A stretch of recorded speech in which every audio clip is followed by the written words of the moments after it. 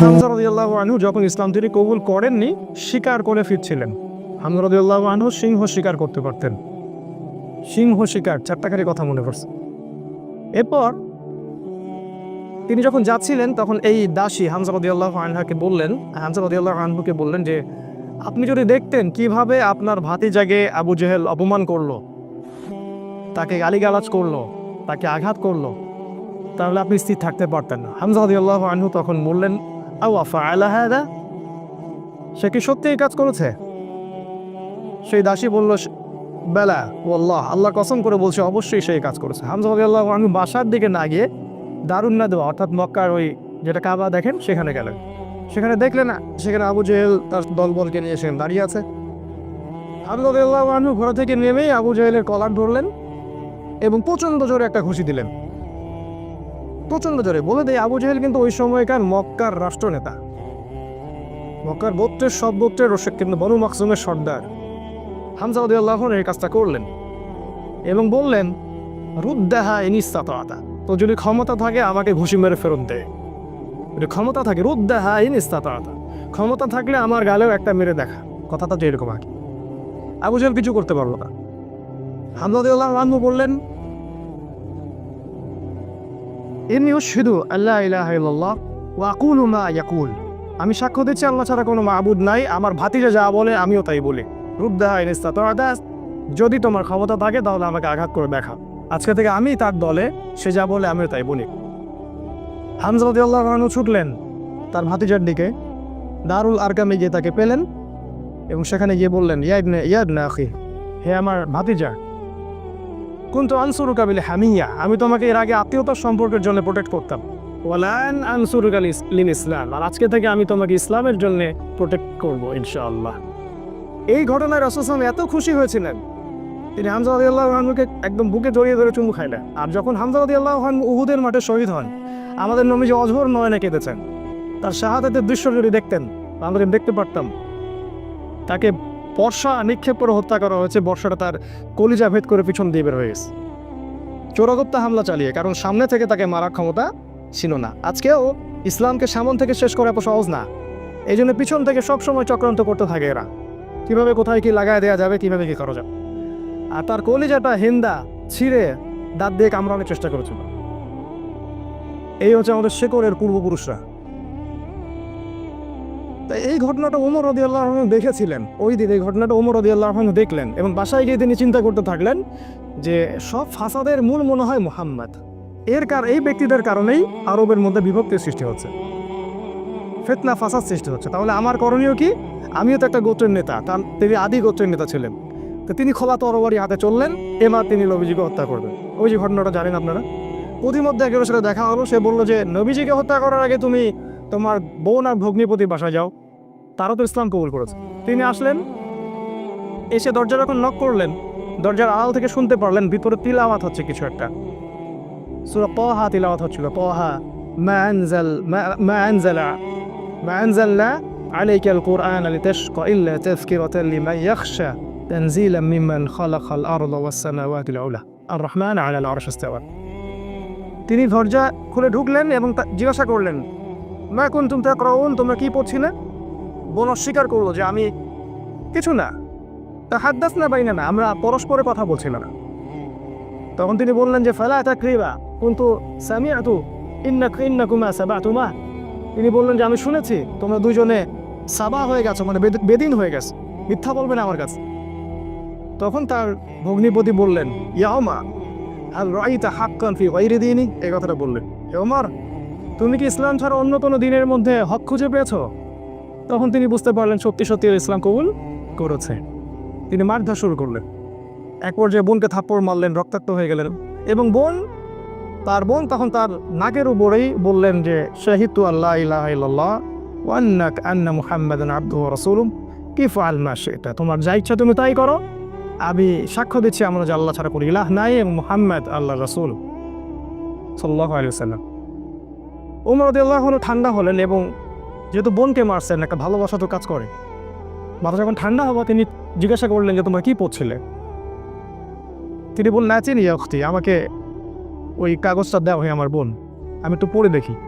প্রথমে তিনি দিতে চান নাই, পরে তার ভগ্নিপতি বললেন, তার স্বামী তাকে বললেন যে ইশারা করলেন তাকে দাও, কারণ তারা জানতেন ওমর রাদিয়াল্লাহু আনহু একজন স্বচ্ছ মনের মানুষ ছিলেন, মানে হয় হকের পক্ষে নাহলে বাতিলের পক্ষে, মন একদম ফ্রেশ, ভিতরে কোনো প্যাচ নাই, মানে আমাদের মতো না কিন্তু, মানে কিছু কিছু হকে আবার কিছু কিছু বাতিলে, দেখেন না সুবিধা খোঁজে, আজকে যদি অনুকূল থাকে তাইলে প্রতিকূল থাকলে নাই, এই টাইপের ছিলেন, একদম স্টেপ ফরওয়ার্ড যে আমি হয় এদিকে আছি না এদিকে।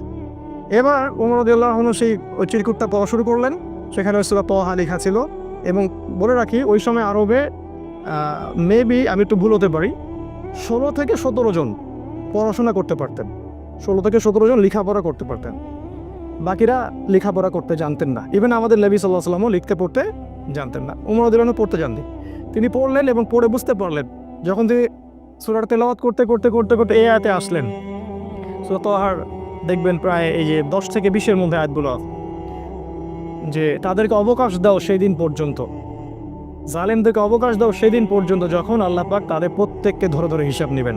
এই আয়াতগুলো যখন তিনি পড়তে লাগলেন তখন তার হৃদয়টা গলে, মানে আল্লাহর কালাম তো তিনি বুঝতে পারছেন তিলাওয়াত, তিনি আর থাকতে পারলেন, স্থির থাকতে পারলেন না। তিনি একটা কথা বলেন, আমিন হাদা ফাররাত কুরাইশ, কুরাইশ তাকে এটা থেকেই পালাচ্ছে, তার ইশারা করলেন যে কুরাইশটা এখান থেকেই পালাচ্ছে। তিনি চমকিয়ে দরদর করে পানি পড়তে লাগলেন, তিনি বললেন খুজুন ইয়া রাসূলুল্লাহি ওয়া আসফারে, আমাকে আল্লাহ রাসূল এবং তার সাহাবীদের কাছে নিয়ে চলো, আযহাবু ইলাইহি ওয়া আসলিমু, আমি তার কাছে যাবো এবং ইসলাম কবুল করব। তিনি চললেন দারুল আরকামের দিকে, সেখানে ছিলেন হামজা রাদিয়াল্লাহু আনহু, ওই যে কিছুদিন আগে ইসলাম কবুল করছেন। হামজা রাদিয়াল্লাহু আনহু একজনকে পাঠালেন, দরজায় দেখো কে নক করছে, সে গিয়ে দেখলো সাহাবীর নাম সম্ভবত খাব্বাব রাদিয়াল্লাহু আনহু। তিনি দেখলেন ফুটা দিয়ে যে ওমর ইবনুল খাত্তাব দরজার বাইরে তরোয়াল হাতে আছে, তিনি ভয় পেয়ে গেলেন, ভিতরে এসে বললেন ক্বাদ জা ইবনুল খাত্তাব বিসাইফ, ইবনুল খাত্তাব তরোয়ালি হাতে এসেছে। তখন ওমর, সবাই ভয় পেয়ে গেলেন, আবু বকর সিদ্দিক সহ, যে এবার না জানি কি হয়, কিয়ামত হয়ে যাবে এখানে, কারণ তার প্রচণ্ড রাগ ছিল। তিনি যে কত বড় যোদ্ধা ছিলেন সেটা বদরের মাঠে গেলে বুঝতে পারবেন, বদরের মাঠে আবার যখন যাবো সব। তো হামজা রাদিয়াল্লাহু আনহু বললেন, মা লাকুম ক্বাদ উজিতুম, তোমাদের কি হয়েছে, তোমরা ভয় পাচ্ছ কেন? ইফতাহু লাহুল বাব, তার জন্য দরজাটা খুলে দাও। লাউ ইউরিদ বিহি খায়রান ইয়াসলিম, সে যদি উত্তম কিছুর জন্য আসে ইসলাম কবুল করবে। আও ইউরিদ গায়রা যালিক ইয়াকুনু কাতলুহু আলাইনা হাইয়িনা, আর যদি ও খারাপ কোনো ইন্টেনশন এখানে আসে, ওকে আমরাই ধরে মেরে ফেলে দিব। এই যে হামজা, উনিও কাউকে টারান না, তুমি এত বড় যোদ্ধা তো কি বিস, আমরাও তোমার চেয়ে কম না। তো তিনি ওমর রাদিয়াল্লাহু আনহুর কলারটা ধরে ভিতরে নিয়ে আসলেন, নিয়ে এসে দরজার সাথে ঠেকিয়ে দিয়ে বললেন যে আলা তানতাহি হাত্তা ইয়ানজিলাল্লাহু বিকা কারিয়া, আলা তানতাহি হাত্তা ইয়ানজিলাল্লাহু বিকা কারিয়া, তুমি কি ততদিন পর্যন্ত বিরত হবে না যতদিন না আল্লাহ পাক তোমার উপরে কোনো শাস্তি আযাব পাঠাচ্ছে আসমান থেকে? এভাবে তিনি ধমক দিলেন আর কি। ওমর রাদিয়াল্লাহু আনহু ঠান্ডা হলেন, কারণ উনি তো ইসলাম কবুল করতে সেখানে আসছেন। এরপর রাসূল সাল্লাল্লাহু আলাইহি ওয়াসাল্লাম সেখানে বের হলেন, তিনি রাসূলের সামনে দাঁড়িয়ে, ওমর ইবনুল খাত্তাব রাসূল সাল্লাল্লাহু আলাইহি ওয়াসাল্লামের সামনে দাঁড়িয়ে বললেন, ইয়া রাসূলুল্লাহ, হে আল্লাহর রাসূল, জিতুকা উমিনু বিল্লাহি ওয়া রাসূলিহি, আমি আল্লাহ এবং তার রাসূলের প্রতি ঈমানদার হয়েই এখানে এসেছি। ওয়া বিমা জিতা বিহি মিন ইনদিল্লাহ, এবং আপনি আল্লাহর পক্ষ থেকে যে কিতাব নিয়ে আসছেন তার প্রতি ঈমানদার হয়েই আমি এখানে আসছি। কালিমার সাক্ষ্য দিলেন, রাসূলকে বুক ভরে বললেন যে এর আগ পর্যন্ত আমি ইসলামের যে বিরোধিতা করেছি, আজকের পর থেকে আমি ইসলামের পক্ষের শক্তি হয়ে কাজ করবো ইনশাআল্লাহ। আর তোমরা ইসলাম আমার আগে কবুল করে যত নেকি কামাই করেছো, আজকে থেকে ইনশাআল্লাহ আমি তোমাদেরকে টক্কর দিব ইনশাআল্লাহ। তিনি ঘর থেকে বের হয়ে গেলেন, প্রথমে গেলেন আবু জেহেলের বাসা। আবু জেহেলের বাসা নক করে বললেন, আরে আলিমতা আন্নী কদ আসলামত, তুমি কি জানো যে আমি ইসলাম কবুল করেছি? বুকের পাঠা দেখছেন? দিন পালন করে বাসায় বলতেই পারে না যে আমি কোরআন সুন্নাহ ফলো করছি, আমি দিন পালন করছি। বাপের ভয়, মায়ের ভয়, সরকারের ভয়, নেতা খেতার ভয়, কত ভয়। আমাদের বাপদাদাই কি আসলে এরকম ছিলেন? কিন্তু আবু জেহেলের বাসায় গিয়ে বললেন, তুমি কি হাল আলিমতা আন্নী কদ আসলামত, আবু জেহেল তুমি কি জানলা যে আমি ইসলাম কবুল করছি? আবু জেহেল আকাশ থেকে পড়লো, হাল ফাআলতা হাদা, তুমি কি সত্যি এটা করেছো? লা তাফআল, এটা করিও না। ও ভয় পেয়ে যাচ্ছে, কারণ এ তো ইসলামে গেলে খবর আছে আমাদের। তখন উনি চোখ মুখ বড় করে বলেছেন, বাল ফাআলতা, আমি অবশ্যই ইসলাম কবুল করেছি। এরপরে গেলেন ওয়ালিদ বিন মুগীরার বাসায়, ওখানে একই কথা বললেন। তারপর আরেক কাফেরের বাসায় আরেক একই কথা বললেন। এরপর আসলে কাবা ঘরে এসে বললেন, যে ইয়া আইয়ুহান নাস, হে হে হে লোক সকল, ইলামু আন্নী কদ আসলাম, তোমরা জেনে রাখো আমি ইসলাম কবুল করেছি। ওয়ান শাহিদতু আল্লা ইলাহা ইল্লাল্লাহ ওয়া আন্না মুহাম্মাদান রাসূলুল্লাহ, আমি সাক্ষ্য দিয়েছি আল্লাহ ছাড়া কোনো মাবুদ নাই, মুহাম্মদ সাল্লাল্লাহু আলাইহি সাল্লাম আল্লাহর বান্দা এবং রাসূল। এরপরে লোকজন তাকে মারা শুরু করলো, সবাই তাকে মারা শুরু করলো, পারতেছিল না তার সাথে, তিনি একাই 8-10 জনকে ডিফেন্ড করতেছিলেন। এক পর্যায়ে সেখানে আরও কিছু গোত্রনেতা আসে এবং তাদের মারামারিটা বন্ধ করে দেন। এবার দেখেন, মারামারি বন্ধ করে দিয়ে একজন ওমর রাদিয়াল্লাহু আনহুকে বলছিলেন যে আফালা কুনতা কাতামত, ওমর তুমি কি চুপ থাকতে পারতে না? এই যে আমাদের হিকমা আছে না, চুপ থাকো, ওমর তুমি কি চুপ থাকতে পারতে না? ওমর ইবনে খাত্তাব বলছেন, ওয়াল্লাহি লা আকতুমুল হাক্কা ওয়া হুয়া আলামু, যখন আমি সত্য জেনেছি আল্লাহর কসম করে বলছি আমি সত্যকে গোপন রাখবো না। লাউ ফাররিকান্নাল হাক্কা মিনাল বাতিল কামা ফাররাকাল্লাহু বাইনাল লাইলি ওয়ান নাহার, আমি সত্যকে মিথ্যা থেকে আলাদা করে দিব, ঠিক যেমন করে আল্লাহ রাত থেকে দিনকে আলাদা করে দেন। এই ঘটনার পরে তার নাম হয়েছে আল ফারুক, পার্থক্যকারী।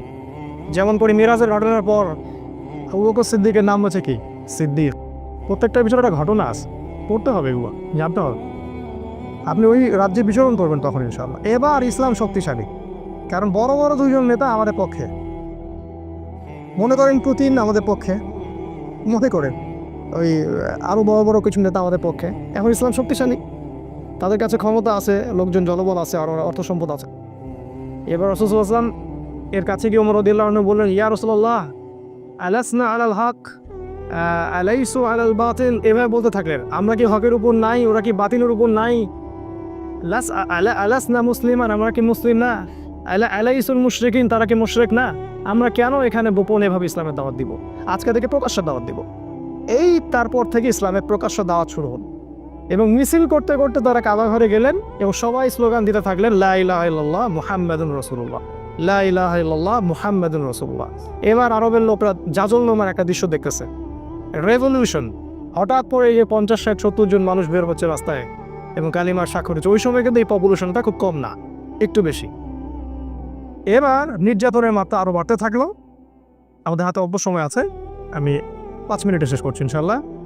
নির্যাতনের মাত্রা বাড়তে থাকলো এবং এক পর্যায়ে সাহাবীদের প্রতি এমন মর্মান্তিক নির্যাতন করা হলো। কিছু নমুনা আপনারা জানেন, ওই যে বিলাল রাদিয়াল্লাহু আনহুর ঘটনা, সুমাইয়া রাদিয়াল্লাহু আনহার ঘটনা, আবার খাব্বাব, তারপর মুসআব বিন উমাইর, এদিকে উসমান রাদিয়াল্লাহু আনহু, ইভেন আবু বকর সিদ্দিক, সমস্ত সাহাবীকেই টর্চার করা হলো। মানে ফিজিক্যাল, মেন্টাল, ইকোনমিক্যাল, এমন কোনো টর্চার নেই যেটা করা হয়। এরপর রাসূল সাল্লাল্লাহু আলাইহি ওয়াসাল্লাম তাদেরকে বললেন, আবিসিনিয়ায় তোমরা হিজরত করো, দিন কায়েম। দেখেন অনুকূল পরিবেশে এখন আমরা প্রকাশ্য দাওয়াত দিচ্ছি, এখানে নির্যাতন হচ্ছে, ওখানে কিন্তু বোম ব্লাস্ট করছি না। আমরা বলছি যেখানে দিন পালনের সুযোগ আছে, অনুকূল পরিবেশ আছে, তোমরা সেখানে চলে যাও। সাহাবীরা চলে গেলেন ইথিওপিয়ায়, ওই যে আমি গতদিন খুতবায় বলেছিলাম, আবিসিনিয়ায়। ওখানে একজন বাদশা ছিলেন, সেই বাদশার নাম নাজাশী। সে ছিল একজন খ্রিস্টান নাসারা। একজন খ্রিস্টান আমাদেরকে আশ্রয় দিল। সব খ্রিস্টান এক না, সব খ্রিস্টান এই পশ্চিমা সভ্যতার মতো ওই ছেলে বিয়েকে জায়েজ বলে না। এরা গডলেস পিপল, এই পৃথিবীর সবচেয়ে বড় জালেম ফেরাউন এরা, এবং আবু জেহেলও বটে। এই বাদশা নাজাশী আমাদেরকে আশ্রয় দিলেন, আমরা রেফিউজি ছিলাম সেখানে, ওরা আমাদেরকে আশ্রয় দিল এবং আমরা সেখানে শান্তিপূর্ণ একটা পরিবেশে দিন পালন করতে থাকলাম। প্রথমে একবার হিজরত হলো, তারপর আরও একটা দল হিজরত করলো, এবং কাফেররা বসে থাকেনি, তাও সেখানে কূটনৈতিক তৎপরতা চালালো।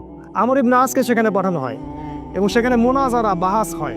সেই বাহাসে জাফর রাদিয়াল্লাহু আনহু ওই বাদশার সামনে দাঁড়িয়ে সূরা মারিয়াম তেলাওয়াত করেছিলেন। আর ওই বাদশা কিন্তু ছিল নাসারা বা খ্রিস্টান। সূরা মারিয়ামের তেলাওয়াত শুনে সেই বাদশার চোখ দিয়ে ঝরঝর করে পানি পড়তে থাকে। তিনি বুঝতে পারলেন যে এটা আল্লাহর পক্ষ থেকে এসে। তিনি বলেছেন একটা কথা, এটা লোক সামলাতে পারছেন। তিনি বলেছেন যে ইন্নাহা লাহুদান ইয়াখরুজু মিন মিশকাতিন ওয়াহিদা মা আনজালাল্লাহু আলা ঈসা ইবনে মারইয়াম ইন্নাহা লাহুদা ইয়াখরুজু মিন মিশকাতিন ওয়াহিদা, এটা বলেছেন। এই বাদশা নাজাশী বলেছিলেন যে তুমি যে তেলাওয়াত করলে শুনে মনে হচ্ছে ঈসার কাছে যেটা এসেছিল এটা সেই একই আমার বর্তিকা থেকে এসেছে। এ তো খ্রিস্টান, এই কি এদের মতো খ্রিস্টান? এরা কি এখান থেকে হেদায়েত নেবে না? সেই বাদশা নাজাশী মুসলিমদেরকে আশ্রয় দিলেন, সেখানে আমরা থাকলাম। এক পর্যায়ে এদিকে নির্যাতন আরও বাড়তে থাকলো। রাসূল সাল্লাল্লাহু আলাইহি ওয়াসাল্লাম এবং সাহাবীদেরকে 3 বছর বয়কট করা হলো। 3 বছর তারা ওই যে পাহাড়ের পাদদেশে ওটাকে বলা হয় শিয়ারে আবু তলেব, সেখানে 3 বছর গাছের ছাল পাতা খেয়ে গেছে। সামান্য ভাই কষ্ট করে একটা সেমিনারে আসতে পারেন না, দিন কায়েমের স্বপ্ন দেখেন, সামান্য 10টা টাকা খরচ করতে পারেন না, মাসে জ্ঞানও দিতে পারতেছেন না, সামান্য একটু সিরা পড়বেন সেটা পড়তে পারেন না, দিনের জন্য সামান্য একটু এফোর্ট দিবেন, জানমাল ব্যয় করবেন, কোন মুখ দিয়ে সাহাবীদের নাম উচ্চারণ করেন? 3 বছর শুধু গাছের ছাল পাতা খেয়ে থেকেছে। ওই সময় অনেক ত্রাণ আসতো, হামজা রাদিয়াল্লাহু আনহু ত্রাণ ফেরত দিতেন, ত্রাণের দরকার নাই, আল্লাহ রিজিক দিবেন। কি ইমান, কি জাজবা! আমাদের বাধ্যতা সবাই, আমাদের শেকড়, আমাদের গায়ে তাদেরই রক্ত আছে, কিন্তু কোনো না কোনো ভাবে উপমহাদেশ ইসলাম তারা প্রচার করেছে। যাই হোক, এবার এই বয়কটটা যখন উঠে যায়, তখন রাসূল সাল্লাল্লাহু তায়েফে হিজরত করলেন। সেখানে ঘটনা আপনারা জানেন, সেখান থেকে তাকে মারধর করে বের করে দেওয়া হয়। তিনি আবার মক্কায় চলে আসেন। এবার মক্কায় তিনি যখন স্টে করলেন, নবুয়তের 10, 11 আর 12 এই 3টা বছর শেষ করছি আমি। 10, 11, 12 এই 3টা বছরে মদিনা যে ইয়াসরিব থেকে প্রথমে 6 জন, তারপরে 12 জন, তারপরে 73 জন, পরপর 3 বছরে 3টা গ্রুপ আসলো। প্রথমে 6 জন, তার নেতৃত্বে ছিলেন আসাদ বিন জুরারা, তারপরের বছর 12 জন, তারপরের বছর 73 জন, আর 2 জন নারী, মোট 75 জন। এই 75 জন এসে রাসূলের কাছে বায়াত করলেন। বায়াত করে রাসূলকে বললেন যে আপনি মদিনায় হিজরত করেন। এবার রাসূল সাল্লাল্লাহু আলাইহি ওয়াসাল্লাম সাহাবীদেরকে নিয়ে মদিনায় হিজরত করলেন। আর মদিনায় হিজরত করার পরে সেখানে ইসলামিক স্টেট বা খিলাফা স্টেট কায়েম হলো। তারপরে দিন কিভাবে কায়েম হলো সেটা আমরা ইনশাআল্লাহ সালাতের পর শিখবো ইনশাআল্লাহ। জাযাকুম আসসালামু আলাইকুম ওয়া রাহমাতুল্লাহ। বিসমিল্লাহি আউওয়ালাহু ওয়া আখিরাহু, আলহামদুলিল্লাহ। প্রশংসা সেই আল্লাহ পাকের জন্য, যিনি আমাদেরকে মাগরিবের সালাতের পর আবারও বসার তৌফিক দান করেছেন। সবাই বলি আলহামদুলিল্লাহ। হৃদয়ের অন্তঃস্থল থেকে দরুদ পাঠ করি আমাদের প্রিয় নবী মুহাম্মদ রাসূলুল্লাহ সাল্লাল্লাহু আলাইহি ওয়াসাল্লামের প্রতি। আল্লাহুম্মা সাল্লি আলা মুহাম্মদ, আল্লাহুম্মা বারিক আলা মুহাম্মদ। মাগরিবের সালাতের আগ পর্যন্ত আমরা যতটুকু আলোচনা করেছিলাম মদিনায় হিজরত পর্যন্ত। হিজরতের যে মূল ঘটনাটা, সেই ঘটনাটা হচ্ছে যে ইয়াসরিব বা মদিনা থেকে প্রথমে 6 জন যুবক মক্কায় আসেন হজের মৌসুমে। হজ কিন্তু তখনও ছিল, মানে এই হজ সিস্টেম না, বিকৃত হজের সিস্টেম। কারণ তারা দাবি করতো যে আমরা ইব্রাহিম আলাইহিস সালামের রিলিজিয়ন ফলো করি। মক্কার কুরাইশরা এটা দাবি করতো আমরা ইব্রাহিমই দিন ফলো করি, এই জন্য তারা হজও কিন্তু করতো। এখনও দেখবেন, এখনও যারা মুশরিক আকীদা লালন করে তারাও কিন্তু বছর বছর হজ উমরা ঠিকই করে, এটা নতুন কিছু না। তো এই হজের মৌসুমে ইয়াসরিব থেকে প্রথমে 6 জন যুবক এই মক্কায় আসে হজ করতে, যারা আগে শুনেছিল যে শেষ জামানায় একজন নবী আসবেন। এই যে শেষ জামানা সম্পর্কে সচেতনতা, এটা নতুন কিছু না, এটা সবাই করেছে আগে যুগে যুগে। ইহুদিরা খুঁজে খুঁজে বেড়াতো যে কবে নবী বের হবে, আমরা কবে তার কাছে বায়াত নেব। যখন দেখলো নবী ইসমাইল আলাইহিস সালাম বংশ থেকে আসছে, তখন তারা আর সেখান থেকে বায়াত নিল না, উদ্ধত অহংকার করলো। অথচ আমরা কিন্তু ওদের কাবা বাইতুল মাকদাসকে কেন্দ্র করে দীর্ঘদিন নামাজ পড়েছি, এটা বোঝানোর জন্য যে একই সোর্স থেকে সব নবী এসেছেন। যাই হোক, এই 6 জন যুবকের নেতৃত্ব দিয়েছিলেন আসাদ বিন জুরারাহ রাদিয়াল্লাহু আনহু, একটি সাহাবী। তিনি রাসূল সাল্লাল্লাহু আলাইহি ওয়াসাল্লামের সাথে দেখা করলেন 6 জন সাহাবীকে সাথে নিয়ে। আমাদের নবীজি সাল্লাল্লাহু আলাইহি ওয়াসাল্লাম কোরআন পাঠ করে শোনালেন, তাদেরকে ইসলামের দাওয়াত দিলেন এবং এই 6 জন ইসলাম কবুল করলেন আলহামদুলিল্লাহ। এই প্রথম মদিনা থেকে কেউ এসে ইসলাম কবুল করলো। এর আগ পর্যন্ত দেখলেন দীর্ঘ 10 বছর কত চড়াই উতরাই আমাদেরকে পার হতে হলো। এদিকে কাফেরদের নির্যাতন কিন্তু ব্যাপক হচ্ছিল। বয়কট করেছে 3 বছর, তার পরের বছর খাদিজা রাদিয়াল্লাহু আনহা মারা যান, একই বছর চাচা আবু তালেবও মারা যান, মাত্র 3 দিনের ব্যবধানে সম্ভবত। এবং এতে করে নির্যাতন আরও বেড়ে যায়, ওখানে থাকা আমাদের জন্য কষ্টকর হয়ে যায়। তখন নবীজি চাচ্ছিলেন হিজরত করার জন্যই, আল্লাহ পাকের আদেশের অপেক্ষা করছিলেন। এই জন্য প্রথমে তিনি আবিসিনিয়ায় পাঠিয়েছেন সাহাবীদেরকে, তারপর নিজে গিয়েছেন তায়েফে। আপনারা জানেন তায়েফ থেকে তাকে রক্তাক্ত হয়ে ফিরে আসতে হয়। তায়েফবাসী ইসলাম কবুল করেনি। সেখানে 3 জন ভাই ছিল, আব্দে ইয়ালাইল, আব্দে মাসউদ আর হাবিব বিন আমর। এরা নবীজিকে পাথর নিক্ষেপ করে মাথা ফাটিয়ে দিয়েছিল, ছোট ছোট ছেলেপেলেদেরকে লেলিয়ে দিয়েছিল, যারা নবীজিকে রক্তাক্ত করেছিল। আমাদের নবীজি তাদের জন্য বদদোয়া করেননি, বরং দোয়া করেছিলেন যে আমি আশা করি আল্লাহ পাক এর পরবর্তী জেনারেশন থেকে এমন কাউকে বের করবেন যারা আল্লাহর একত্ববাদে বিশ্বাস করবে। একটা তথ্য দিয়ে রেখে আপনাদেরকে, আবু হুরায়রা রাদিয়াল্লাহু আনহু কিন্তু ওই তায়েফবাসীরই সন্তান। যদি নবীজি ওই দিন বদদোয়া করতেন, তাহলে আমরা আজকে আবু হুরায়রা রাদিয়াল্লাহু আনহুকে পেতাম না। তার কাছে কিন্তু আসমান, এই যে আপনার পাহাড় পর্বতে ফেরেশতাকে পাঠানো হয়েছিল। পাহাড় পর্বতে ফেরেশতা থাকে, এই কথা আমাদের গডলেস ওয়ার্ল্ড বিশ্বাস করবে না, এডুকেশন সিস্টেম সেকুলার কনসেপ্ট আর বিশ্বাস করবে না। তো আমরা ওদেরকে বলি তোমরা গেট লস, তোমরা কিন্তু হবে। পাহাড় পর্বতে ফেরেশতা যখন এসেছিলেন বলেছিলেন আল্লাহ পাক আপনার সাথে তায়েফবাসী যা করেছে আল্লাহ পাক দেখেছে, আপনি যদি চান 2 পাহাড়কে পিষে একদম তায়েফকে শেষ করে দিব। নবীজি বললেন আমি চাই, আল্লাহ পাক ওদেরকে হেদায়েত দান করুন। তো যাই হোক, এরপরে নবীজি হিজরতে অপেক্ষা করছিলেন, এই সময় ঘটনাটা ঘটে। 6 জন ইয়াসরিবের যুবক আসেন, তারা ইসলাম কবুল করেন। তারপর তাদেরকে আবার নবীজি পাঠিয়ে দেন, মদিনায় পাঠিয়ে দেন, বলেন তোমরা ওখানে দাওয়াতি কাজ করতে থাকো। পরের বছর মানে নবুয়তের এটা ছিল 10ম 11তম বর্ষে তারা আরও 6 জনকে সাথে নিয়ে আসে। দেখেন দিন কায়েম কেমন করে হচ্ছে। প্রথমে গোপন দাওয়াত, তারপরে প্রকাশ্য দাওয়াত, তারপরে একদম যখন আমাদের জনবল বেশি হয়ে গেল, মানে বড় বড় নেতা খেতা মানুষ টাইপের সবাই আমাদের দলে চলে আসলো, তখন আমরা আরও মানে কি বলবো ফ্রিকোয়েন্সির সাথে দাওয়াত দিয়ে শুরু করলাম। এবং যত ফ্রিকোয়েন্ট দাওয়াত হবে তত নির্যাতন বেশি হবে। এটাই সুন্নাহ। এটা হতে থাকলো। এক পর্যায়ে হিজরত করলাম, বয়কট করলো, সোশ্যাল বয়কট, অর্থনৈতিক বয়কট, সব কিছু করলো। তারপরে আমরা হিজরতের জন্য অপেক্ষা করছিলাম। এই 12 জন, এই পরের বছর আরও 6 জন, 6+6 মোট 12 জনকে তারা নিয়ে আসলেন। এই 12 জনের সাথে নবী সাল্লাল্লাহু আলাইহি ওয়াসাল্লাম একজন সাহাবীকে মদিনায় পাঠালেন। বিখ্যাত সে সাহাবী, তার নাম হচ্ছে মুসআব বিন উমাইর রাদিয়াল্লাহু তাআলা আনহু।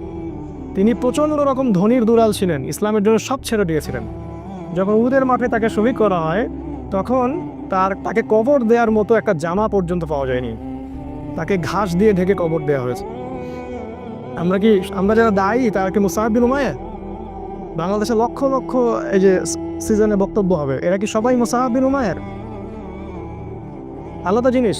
এই দায়ী ইসলামের ইতিহাসের প্রথম দায়ী। কুইজ আসবে আপনাদের অনেক সময়, জিজ্ঞাসা করে অনেকে দেখবেন ইসলামের ইতিহাসের প্রথম দায়ীকে, এই মুসআব বিন উমাইর রাদিয়াল্লাহু আনহু। তাকে নবীজি পাঠালেন এই 12 জনের সাথে মদিনায়। এবার তিনি গিয়ে মদিনার ঘরে ঘরে দাওয়াত দিতে থাকলেন। আর মদিনায় ছিল আউস এবং খাজরাজ, দুটা গোত্র আপনারা জানেন। মদিনায় ছিল আউস এবং খাজরাজ, এর পাশাপাশি কিছু ইহুদি ছিল, বনু নাজির, বনু কোরাইজা, আর কি একটা কি জানি বনু কাইনুকা, মাশাআল্লাহ জাযাকাল্লাহ। এই 3টা গোত্র ছিল ওই মদিনায়। আর কিছু কিছু মুশরিকও ছিল। এই মুশরিকরা পরে মুনাফিক হয়ে যায় আর কি, আব্দুল্লাহ বিন উবাইয়ের অনুসারী। তো তিনি ঘরে ঘরে দাওয়াত দিতে থাকলেন এবং মাশাআল্লাহ আল্লাহ পাক দাওয়াত কবুল করলেন। এবং আস্তে আস্তে আস্তে আস্তে প্রায় 70-75 জন মানুষ ইসলাম কবুল করলেন মাশাআল্লাহ। প্রত্যেকেই এই মুসআব বিন উমাইর রাদিয়াল্লাহু আনহুর মাধ্যমে ইসলামের হেদায়েতটা পেলেন। চিন্তা করেন তাকে আল্লাহ পাক কিয়ামতের মাঠে কি নেকিটা দিবেন ইনশাআল্লাহ। এবার ওখানে হিজরত করার পটভূমি রচিত হলো। মানে এমন কোনো জায়গায় যাওয়া যাবে না দিনের ব্যাপারটা নিয়ে হিজরত করে যেখানে আমাদের লোকাল সাপোর্ট নাই। প্রতিটা জায়গায় আপনি একটা দলিল পাবেন। একটু ঠান্ডা মাথায় চিন্তা করেন, দেখেন নবী কীভাবে দিন কায়েম করেছেন। ওখানে লোকাল সাপোর্ট পেলাম, আউস এবং খাজরাজ তারা ইসলাম কবুল করলো। এবার নবুয়তের 13তম বর্ষে এই 73 জন পুরুষ আর 2 জন নারী। যদি জিজ্ঞাসা করি ভাইয়া 2 জন নারীর একজনের নাম বলো, হয়তো বলতে পারবেন না। জানা উচিত ছিল। ক্যাটরিনা কাইফকে তো সবাই চেনে, তাই না? সাকিবের স্ত্রীর নাম জানে, নুসাইবা, একজনের নাম হচ্ছে নুসাইবা রাদিয়াল্লাহু আনহা, তিনিও উহুদের মাঠে যুদ্ধ করেছেন বীর বিক্রমে। আরেকজনের নাম আসমা, তিনিও মাশাআল্লাহ একজন বলিষ্ঠ সাহাবী ছিলেন। ইনি আবু বকর সিদ্দিকের মেয়ে না, আরেকজন। তো এই 2 জন নারী আর 73 জন পুরুষ রাসূলের কাছে আসলেন নবুয়তের 13তম বর্ষে। এবার এই বায়াত হচ্ছে। বায়াত তো বোঝেন, আমাদের এই মানে দল সংগঠন বা পীর মুরিদের বায়াত না, এটা বায়াত 2টা ক্ষেত্রে হয়, এক নবীর হাতে অথবা ইসলামী রাষ্ট্রপ্রধানের হাতে। এই 2টা সেক্টরে বায়াত হচ্ছে ইসলাম, অন্য কোনো সেক্টরে বায়াত হয়নি। At the same time Abu Bakr Siddiq বায়াত নিচ্ছেন, অন্য সাহাবীরাও বায়াত নিচ্ছেন, এমন কোনো ঘটনা নাই। ইসলামী স্টেটের খলিফা যিনি হবেন তার হাতে আপনি বায়াত নেবেন, জনগণ মৌখিক স্বীকৃতি দিবেন। আর নবীর হাতে সবাই হাতে হাত রেখে বায়াত নিতেন, মহিলারা বাদ দিয়ে। বায়াত কিসের উপর হলো? 6টা বিষয়ের উপরে। বিষয়গুলো একটু বলি। 1 নাম্বার, তারা আল্লাহ নবীর হাতে বায়াত করলেন হাতে হাত রেখে যে আমরা আপনার কথা শুনবো এবং মানব। যারা অ্যাসোসিয়েশন করতে চান, ফাউন্ডেশন করেন বা দিন কায়েম করতে চান, ছোট স্কেলে হোক আর বড় স্কেলে হোক, যেই নেতা হোক না কেন, সে হাবশি গোলামও হোক না কেন, সে যদি কোরআন এবং সুন্নাহ অনুযায়ী আপনাদেরকে পরিচালিত করে, তার কথা আপনাকে শুনতে হবে, মানতে হবে। প্রথম বায়াতের এটা সেক্টর ছিল। আমরা হাতে হাত রেখে বায়াত করতে বলিনি, শিক্ষাটার কথা বলছি। না হলে কোনো অ্যাসোসিয়েশন, কোনো সংগঠন, কোনো ফাউন্ডেশন বা কোনো দাওয়াতি কাফেলা টিকবে না, অসম্ভব। শ্রবণ আনুগত্য নাই, সামি'না আতা'না নাই, টিকবে না। 2 নাম্বার, তারা বায়াত করেছিলেন যে আমরা সুখে অথবা দুঃখে, সচ্ছল অসচ্ছল উভয় অবস্থায় আল্লাহর পথে দান করব, ব্যয় করব। চিন্তা করেন, 3 নাম্বার বলেছে আমরা সৎ কাজের আদেশ করব। 4 নাম্বার অসৎ কাজে নিষেধ করব। 5 নাম্বার সত্য প্রচারে নিন্দুকের নিন্দার পরোয়া করব না। চিন্তা করতে পারে না কি বিষয়ে বায়াত হচ্ছে। সত্য প্রচারে কারো নিন্দার পরোয়া আমরা করব না। 6 আমরা আপনাকে হে নবী এমনভাবে প্রোটেক্ট করব, মানে হেফাজত করব মদিনায় ইনশাআল্লাহ, যেভাবে আমরা আমাদের স্ত্রী সন্তানদেরকে হেফাজত করি। এই 6টা বিষয়ের উপর তারা হাতে হাত রেখে বায়াত করলেন এবং তারা জিজ্ঞাসা করলেন যে ইয়া রাসূলুল্লাহ এগুলো করলে আমরা কি পাবো? রাসূল সাল্লাল্লাহু আলাইহি ওয়াসাল্লাম বলেন আল জান্নাহ, তোমরা জান্নাত পাবে। এবার নাযিল হলো সূরা তাওবার 111 নম্বর আয়াত। ওই যে নিশ্চয়ই আল্লাহ মুমিনদের জান মাল ক্রয় করেছেন এই জান্নাতের বিনিময়ে। এই হলো আয়াতের পটভূমি। ইন্নাল্লাহা আশতারা মিনাল মুমিনিনা আনফুসাহুম ওয়া আমওয়ালাহুম বিআন্না লাহুমুল জান্নাহ। যখন আপনি এই বিষয়গুলো জানবেন তখন পড়ে নাজিস পড়ে মজা পাবেন কখন কোনটা কোন জায়গায় আসছে। এবার নবীজি হিজরত করলেন একা না, তিনি সবার শেষে গেলেন। প্রথমে সাহাবীদেরকে পাঠিয়ে দিলেন। নেতা যে হবে সে আগে বিপদ ফেস করবে, তার অনুসারীদেরকে সে আগে সিকিউর জায়গায় নিয়ে যাবে, তারপর সে যাবে। এক নেতাকে হতে হবে আত্মত্যাগী। আগে কর্মীদের স্বার্থ দেখতে হবে, তাদের মেন্টালিটি বুঝতে হবে, কার মানসিকতা কি, কার মধ্যে কি পোটেনশিয়াল আছে। তিনি যাকে তাকে দাওয়াত দিতে পাঠান নাই, মুসআব বিন উমাইরকেই পাঠিয়েছেন, কারণ তিনি জানতেন যে তার মধ্যে এই যোগ্যতাটা আছে। তারপর তিনি হিজরত করলেন। আপনারা জানেন ওই হেরা গুহায় কি হলো, দারে সাওরে কি হলো। এদিকে 100 উটের ঘোষণা হলো, ধরে আনতে পারলে 100 উট দেওয়া হবে। আল্লাহ পাক তাকে নিরাপদে পৌঁছে দিলেন মদিনায়। এইবার মদিনায় গিয়ে ইসলামিক স্টেট কায়েম হলো। কিভাবে? আওস এবং খাজরাজের সাহাবীরা আনুগত্য করলেন এবং রাসূল সাল্লাল্লাহু আলাইহি ওয়াসাল্লামকে ইসলামিক স্টেটের প্রেসিডেন্ট বানিয়ে দিলেন। আল্লাহ পাক এই ওয়াদাটা করেছিলেন সূরা নূরের 55 নম্বর আয়াতটা পড়ে দেখবেন। আল্লাহ পাক আগেই বলেছিলেন যে ওয়া'আদাল্লাহুল্লাযীনা আমানু ওয়া আমিলুস সলিহাতি লা ইস্তাখলিফান্নাকুম ফিল আরদ কামা ইস্তাখলাফাল্লাযীনা মিন ক্বাবলিকুম। আয়াতটা শুনেন। আল্লাহ পাক বলছেন নিশ্চয়ই আল্লাহ ওয়াদা করেছেন যারা ঈমানদার এবং যারা সৎ আমল করে যে আল্লাহ পাক তাদেরকে অবশ্যই খেলাফত দান করবেন। সূরা নূরে আছে 55 নম্বর আয়াত। খেলাফত পাওয়ার শর্ত এটা, আপনাকে ঈমানদার হতে প্রকৃত আমল সালেহ করতে হবে। একটা বড় শেষের দিকে আরো 2টা শর্ত আছে। 1, আল্লাহর সাথে শিরিক করা যাবে না। আর 2 নম্বর, আল্লাহ যখন ক্ষমতা দিবে তখন ইনসাফ ছাড়া অন্য কোনো দুর্নীতি করা যাবে না, তাহলে শক্তি নষ্ট হয়ে যাবে, খেলাফত চলে যাবে, যেটা হয়েছে এখন আমাদের। খেলাফা কায়েম হয়ে গেল এবং ওখানে ইহুদিদের সাথে একটা চুক্তি হলো। আওস খাজরাজ ইহুদি সবার সাথে একটা চুক্তি হলো, কারণ ওরা ইসলামিক স্টেটের মধ্যে চলে আস না, ওরা পছন্দ করেনি নবীকে, তারপরেও তাদেরকে সেখানে থাকতে তারা বাধ্য হলো। এবং মুশরিক যারা ছিল ওখানকার, তারা মুনাফিক হয়ে আব্দুল্লাহ বিন উবাইয়ের নেতৃত্বে ইসলামের শত্রুতা করতে থাকলো। তারা বাহ্যিকভাবে ইসলাম কবুল করলো ঠিকই, কিন্তু অভ্যন্তরীণ দিক থেকে তারা ইসলামকে পছন্দ করেনি। আর আমাদের নবী এই সনদটার নাম দিয়েছিলেন মদিনা সনদ। আজকে যদি প্রতিটা মুসলিম দেশ, অ্যাটলিস্ট মুসলিম দেশ মদিনা সনদ অনুযায়ী চলতো, তাহলে আমাদের সমাজের অবস্থা আজকে এমন হতো না। মুখে খালি বলি আমরা মদিনা সনদ, কোনো মদিনা সনদের এগুলো বাস্তবায়ন না, সবই বোগাস, আইওয়াশ, খালি মানুষকে ধোকা দেওয়া। এরপর কি হলো? এরপরে আমরা কিন্তু দেখেন স্টেট পেলাম। দেখেন ইসলামিক আইন বাস্তবায়ন তখন হলো যখন আমরা স্টেট পেলাম। তারপরে মক্কায় কোনো ইসলামিক আইন বাস্তবায়ন করলেন না নবীজি। মক্কায় যখন সাহাবীদেরকে নির্যাতন করা হচ্ছিল, সাহাবীরা বলছিলেন আমাদেরকে যুদ্ধের অনুমতি দেন ইয়া রাসূলুল্লাহ, আমরা আল্লাহর পথে যুদ্ধ করবো এই মুশরিকদের বিরুদ্ধে। আমাদের নবীজি কিন্তু বলছেন সবর করো, ইসবির ইয়া আলা ইয়াসির ইন্নামা ওয়াইদাকুমুল জান্নাহ, তোমরা ধৈর্য ধরো, তোমাদের জন্য জান্নাত আছে। ওই সময় ধৈর্যটাই ছিল আমাদের জিহাদ, কারণ মক্কায় আমাদের এরকম পরিবেশ ছিল না। কখন কি করতে হবে দিন কায়েমের ক্ষেত্রে বুঝতে হবে। মদিনায় গিয়ে আমরা পেলাম ইসলামিক স্টেট, আমাদের সার্বভৌমত্ব, মদিনা চুক্তি হয়ে গেল। এবার আমরা ইকোনমির দিকে ফোকাস করলাম, অর্থনীতি শক্তিশালী করা শুরু করলো, সামরিক প্রশিক্ষণ দেওয়া শুরু করলো, সাহাবীরা অস্ত্রশস্ত্র বানানো শুরু করলেন, একদম কূটনৈতিক তৎপরতা শুরু হলো এবং সারিয়া অভিযান শুরু। আজকে ওই গোত্রে তো কালকে ওই গোত্রে, কারণ আমাদের মিলিটারি পাওয়ার আছে। এখন আমরা ফোর্সফুলি অন্য গোত্রে যাচ্ছি এবং ইহুদিকে ইসলামের দাওয়া দিচ্ছি। কোনো কোনো ক্ষেত্রে ওরা যদি অন্যায় করে আমাদের বিরুদ্ধে, আমরা ওখানে অস্ত্র দিয়ে প্রতিবাদ করছি। এক পর্যায়ে মুশরিকরা মক্কার, তারা যখন বদর প্রান্তে আসলো, তখন আমরা ওখানে গেলাম। আমরা আক্রমণ করিনি বদরে। তোমরা যারা ইসলামকে জঙ্গিবাদের আর এই যে সন্ত্রাসের ধর্ম বানিয়েছো মিডিয়ার মাধ্যমে, তোমাদের মতো ছোট লোক এই পৃথিবীতে কারণ নাই, এদের মতো বড় মিথ্যাবাদী এই পৃথিবীতে কারণ কেউ নাই। বদরে ওরা আক্রমণ করেছিল, আমরা ডিফেন্ড করেছি প্রথম, এবং ওদের সৈন্য সংখ্যা ছিল 1000, আমাদের মাত্র 300 জন। ওদের 70টা উট, এতগুলা ঘোড়া, আমাদের মাত্র 2টা ঘোড়া। অসম যুদ্ধ, কোনো ক্যালকুলেশনই মিলবে না যুদ্ধ। তারপর আল্লাহ পাক ওই যুদ্ধে আমাদেরকে বিজয় দান করলেন। যুদ্ধের ঘটনা অনেক ডিটেলস আজকে বলার সময় নেই, এতটুকু বলছি ওই যুদ্ধে আল্লাহ পাক ফেরেশতাদেরকে দিয়ে আমাদেরকে সহযোগিতা করেছে। যদি আজও সেই ঈমান, সেই আমল, সেই তাকওয়া থাকে, সেই ইসলাম থাকে, আজকে আল্লাহ পাক ফেরেশতাকে নামায় আমাদেরকে হেল্প করতে পারেন ইনশাআল্লাহ। এবং সেটা হচ্ছে পৃথিবীতে দেখবেন বিভিন্ন জায়গায় অনেক মুসলিম ভাই যারা দীর্ঘদিন ধরে এই কুফফার, এই ফাসেকা জালেমদের বিরুদ্ধে দাঁড়িয়ে আছে, আপনি দেখবেন তাদের হাতে এমন কোনো অস্ত্রশস্ত্র নাই, কিন্তু তারপরেও বড় বড় কড়া শক্তিরা ওদের সামনে মাথা নত করতে বাধ্য হচ্ছে।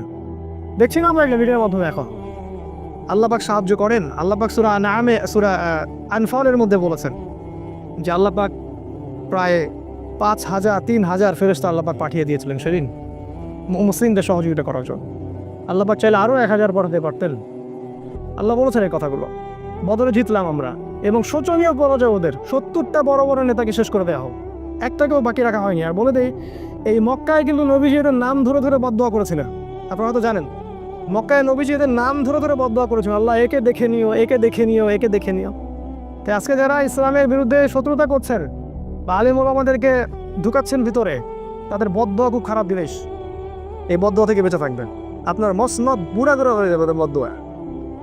আপনাদের মসনদ অহংকারে, এই যে জুলুমের ভিত্তিতে গড়া এই সাম্রাজ্য, একটা বদদোয়া চুরমার হয়ে ইনশাআল্লাহ।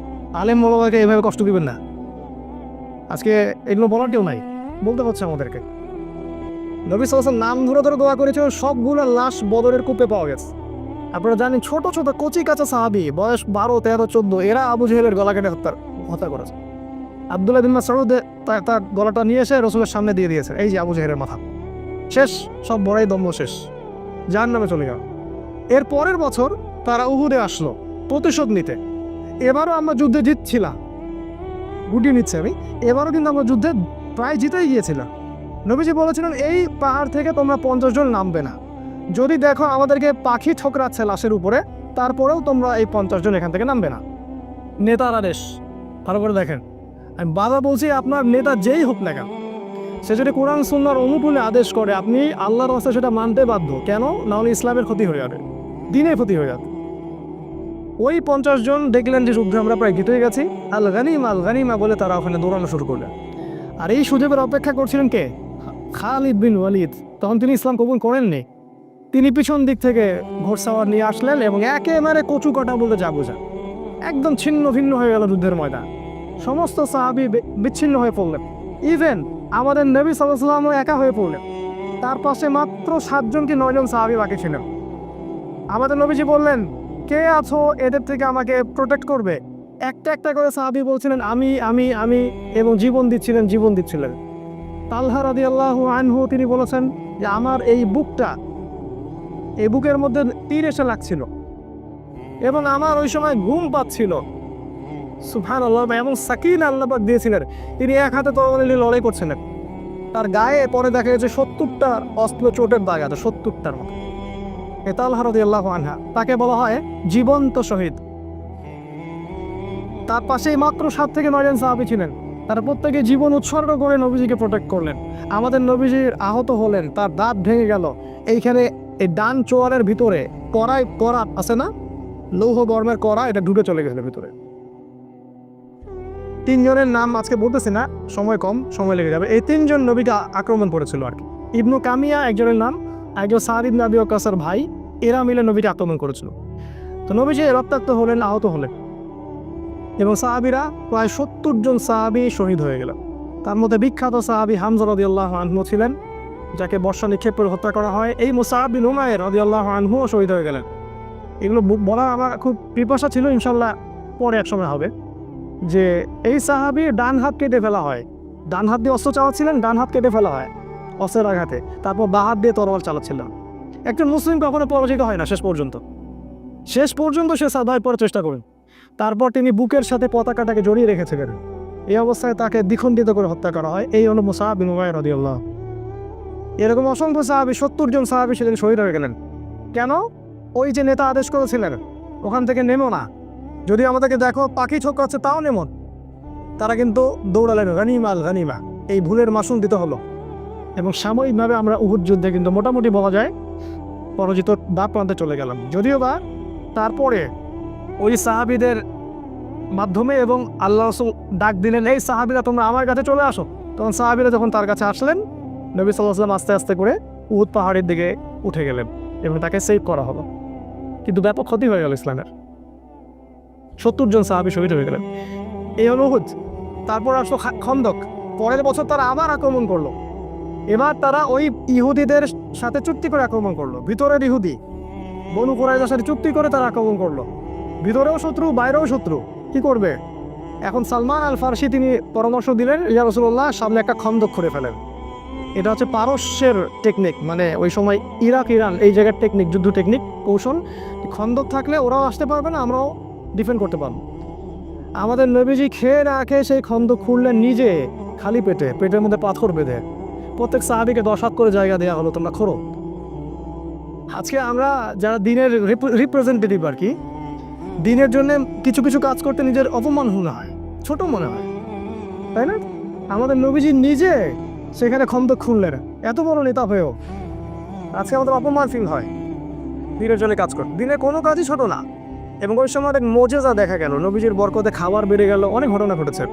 যাই হোক, ওরা আক্রমণ করলো কিন্তু ওরা কিছু করতে পারলো, কারণ খন্দক ছিল। এই প্ল্যানটা খুব মাস্টার প্ল্যান ছিল। এই টেকনিকটা আরবের কেউ তখন দেখে নাই, প্রথম দেখা। আর সালমান আর ফার্সিকে আল্লাহ রাসূল একজন বুকে জড়িয়ে ধরলেন।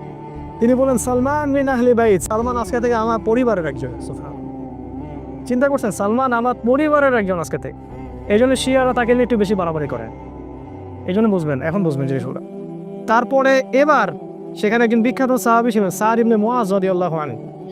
তার একটা কথা ছিল, এই কথাটা বলে আমি আগাচ্ছি। তিনি বলেছিলেন, ইয়া রাসূলুল্লাহ, আপনি যুদ্ধ করেন, আমরা মুসাকে তার কম যা বলেছিল আমরা কখনো আপনাকে সেটা বলবো না। আপনি যদি আমাদেরকে নিয়ে সমুদ্রে ঝাঁপাতে চান, আমরা আপনার সাথে সমুদ্র লাভ দিতে প্রস্তুত আছি। পাবেন এরকম অনুসারী? এখন এরকম মুসলিমদের পাবেন? এই সাদ ইবনে মুআয রাদিয়াল্লাহু আনহুকে এই খন্দকের যুদ্ধে শহীদ করা হয় এবং তিনি দোয়া করেছেন, আল্লাহ, মুশরিকদের সাথে যদি কোনো যুদ্ধ বাকি থাকে আমাকে জীবিত রেখো। তিনি শহীদ হলেন এবং শহীদ হওয়ার আগে বললেন যে আজকের পর থেকে মুশরিকরা আমাদেরকে আর আক্রমণ করবে না। আমি আল্লাহর কাছে দোয়া করেছিলাম, যদি মুশরিকদের সাথে কোনো যুদ্ধ বাকি থাকে আল্লাহ আমাকে আপনি বাঁচিয়ে রাখেন। আজকে আমি শহীদ হচ্ছি, তার মানে এরপর থেকে ইসলাম আরও সামনের দিকে যাবে, আর ওরা আমাদেরকে আক্রমণ করতে পারবে না। এবং তাই হলো। এরপর থেকে তারা আর আমাদেরকে আক্রমণ করতে পারলো না। এরপর থেকে সব কাউন্টার অ্যাটাক শুরু হলো এবং আমরা এবার অফেন্সিভলি অ্যাটাক করা শুরু করলাম। আগে আমরা ডিফেন্স করছিলাম, এবার আমরা অ্যাটাক করা শুরু করলাম। আস্তে আস্তে আরও তো বিভিন্ন গোত্রগুলো আমরা আস্তে আস্তে কতলগত করলাম। এবং 6ষ্ঠ হিজরিতে গিয়ে নবী সাল্লাল্লাহু আলাইহি ওয়াসাল্লাম হুদাই ওই যে ওমরা করতে যেতে চাইলেন, তারা পথ আটকে দিল এবং ওখানে খালিদ বিন ওয়ালিদ অন্যান্য সাহাব, ওই সময় তারা মানে কুফার ছিলেন, তারা পথ আটকে দিল। সেখানে চুক্তি হলো, হুদাইবিয়ার চুক্তি, 10 বছর আমরা লড়াই করব না, আমাদের কেউ আপনাদের ওখানে গেলে আপনারা ফিরিয়ে দিবেন, আপনাদের কেউ আসলে আমরা ফিরিয়ে দেবো না, ইত্যাদি।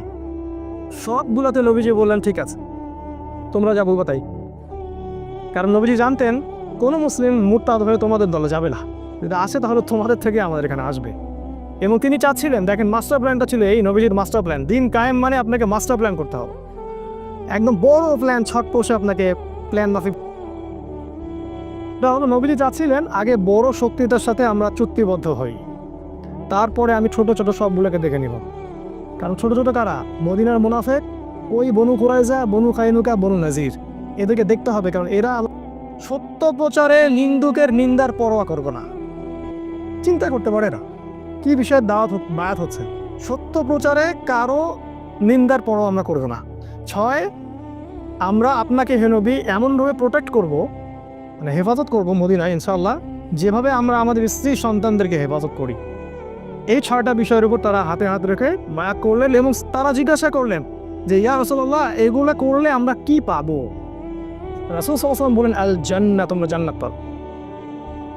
এবার নাযিল হলো সূরা তাওবার 111 নম্বর আয়াত, ওই যে নিশ্চয়ই আল্লাহ মুমিনদের জান মাল ক্রয় করেছেন এই জান্নাতের বিনিময়ে। এই হলো আয়াতের পটভূমি। ইন্নাল্লাহা আশতারা মিনাল মুমিনিনা আনফুসাহুম ওয়া আমওয়ালাহুম বিআন্না লাহুমুল জান্নাহ। যখন আপনি এই বিষয়গুলো জানবেন তখন কোরআন হাদিস পড়ে মজা পাবেন, কখন কোনটা কোন জায়গায় আসছে। এবার নবীজি হিজরত করলেন একা না, তিনি সবার শেষে গেলেন। প্রথমে সাহাবীদেরকে পাঠিয়ে দিলেন, নেতা যে হবে সে আগে বিপদ ফেস করবে, তার অনুসারীদেরকে সে আগে সিকিউর জায়গায় নিয়ে যাবে, তারপর সে যাবে। এক নেতাকে হতে হবে আত্মত্যাগী, আগে কর্মীদের স্বার্থ দেখতে হবে। তাদের মেন্টালিটি বুঝতে হবে, কার মানসিকতা কি, কার মধ্যে কি পোটেনশিয়াল আছে। তিনি যাকে তাকে দাওয়াত দিতে পাঠান নাই, মুসআব বিন উমাইরকেই পাঠিয়েছেন, কারণ তিনি জানতেন যে তার মধ্যে এই যোগ্যতাটা আছে। তারপর তিনি হিজরত করলেন। আপনারা জানেন ওই হেরা গুহায় কি হলো, দারের সাউরে কি হলো। এদিকে 100 উটের ঘোষণা হলো, ধরে আনতে পারলে 100 উট দেওয়া হবে। আল্লাহ পাক তাকে নিরাপদে পৌঁছে দিলেন মদিনায়। এইবার মদিনায় গিয়ে ইসলামিক স্টেট কায়েম হলো। কিভাবে? আওস এবং খাজরাজের সাহাবীরা আনুগত্য করলেন এবং রাসূল সাল্লাল্লাহু আলাইহি ওয়াসাল্লামকে ইসলামিক স্টেটের প্রেসিডেন্ট বানিয়ে দিলেন।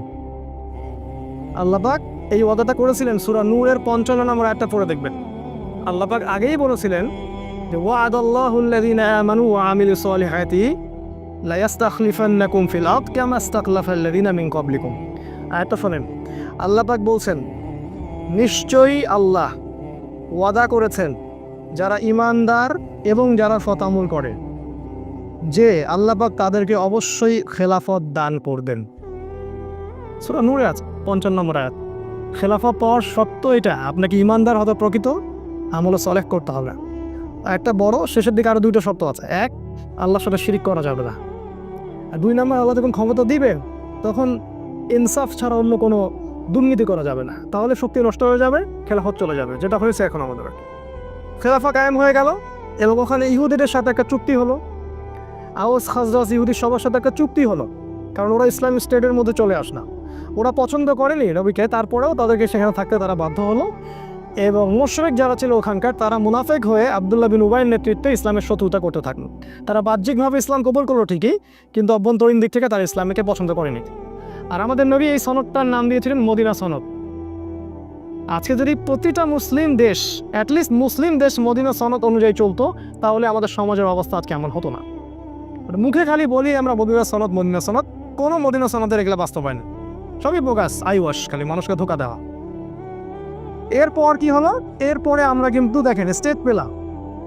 দেখেন ইসলামিক আইন বাস্তবায়ন তখন হলো যখন আমরা স্টেট পেলাম। তারপরে মক্কায় কোনো ইসলামিক আইন বাস্তবায়ন করলেন না নবীজি। মক্কায় যখন সাহাবীদেরকে নির্যাতন করা হচ্ছিল, সাহাবীরা বলছিলেন আমাদেরকে যুদ্ধের অনুমতি দেন ইয়া রাসূলুল্লাহ, আমরা আল্লাহর পথে যুদ্ধ করবো এই মুশরিকদের বিরুদ্ধে। আমাদের নবীজি কিন্তু বলছে সবর করো, ইসবির ইয়া আলা ইয়াসির ইন্নামা ওয়াইদাকুমুল জান্নাত, তোমরা ধৈর্য ধরো, তোমাদের জন্য জান্নাত আছে। ওই সময় ধৈর্যটাই ছিল আমাদের জিহাদ, কারণ মক্কায় আমাদের এরকম পরিবেশ ছিল না। কখন কি করতে হবে দিন কায়েমের ক্ষেত্রে বুঝতে হবে। মদিনায় গিয়ে আমরা পেলাম ইসলামিক স্টেট, আমাদের সার্বভৌমত্ব, মদিনা চুক্তি হয়ে গেল। এবার আমরা ইকোনমির দিকে ফোকাস করলাম, অর্থনীতি শক্তিশালী করা শুরু করলো, সামরিক প্রশিক্ষণ দেওয়া শুরু করলো, সাহাবীরা অস্ত্রশস্ত্র বানানো শুরু করলেন, একদম কূটনৈতিক তৎপরতা শুরু হলো এবং সারিয়া অভিযান শুরু হলো। আজকে ওই গোত্রে তো কালকে ওই গোত্রে, কারণ আমাদের মিলিটারি পাওয়ার আছে এখন আমরা ফোর্সফুলি অন্য গোত্রে যাচ্ছি এবং ওদেরকে ইসলামের দাওয়া দিচ্ছি। কোনো ক্ষেত্রে ওরা যদি অন্যায় করে আমাদের বিরুদ্ধে, আমরা ওখানে অস্ত্র দিয়ে প্রতিবাদ করছি। এক পর্যায়ে মুশরিকরা মক্কার, তারা যখন বদর প্রান্তে আসলো, তখন আমরা ওখানে গেলাম। আমরা আক্রমণ করিনি বদরে। তোমরা যারা ইসলামকে জঙ্গিবাদের আর এই যে সন্ত্রাসের ধর্ম বানিয়েছো মিডিয়ার মাধ্যমে, তোমাদের মতো ছোট লোক এই পৃথিবীতে কারণ নাই, এদের মতো বড় মিথ্যাবাদী এই পৃথিবীতে কারণ নাই, কেউ নাই। বদরে ওরা আক্রমণ করেছিল, আমরা ডিফেন্ড করেছি প্রথম, এবং ওদের সৈন্যের সংখ্যা ছিল 1000, আমাদের মাত্র 300 জন। ওদের 70টা উট, এতগুলা ঘোড়া, আমাদের মাত্র 2টা ঘোড়া। অসম যুদ্ধ, কোনো ক্যালকুলেশনই মিলবে না যুদ্ধ। তারপর আল্লাহ পাক ওই যুদ্ধে আমাদেরকে বিজয় দান করলেন। যুদ্ধের ঘটনা অনেক ডিটেলস আজকে বলার সময় নাই, এতটুকু বলছি, ওই যুদ্ধে আল্লাহ পাক ফেরেশতাদেরকে দিয়ে আমাদেরকে সহযোগিতা করেছে।